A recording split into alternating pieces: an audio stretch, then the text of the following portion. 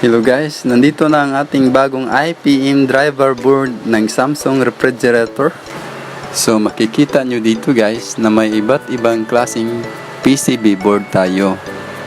Kahit anong board pwede natin mai-repair basta available lang ang kanyang sirang electronic parts. Mapa-computer man, laptop, aircon, refrigerator at iba pang electronic board ay magagawa natin ng paraan para maaayos pa ito. So ngayon, pupuntahan na natin ang ating customer para makita na natin kung maayos na ba ang kanyang refrigerator. So ayan na guys, naikabit na natin at pinandar na ang refrigerator at nakita nyo guys na umiilaw na ang ating bagong pinalit na IPM driver board. So ngayon, naging okay na ang kanyang refrigerator guys. Alright, that's it for today.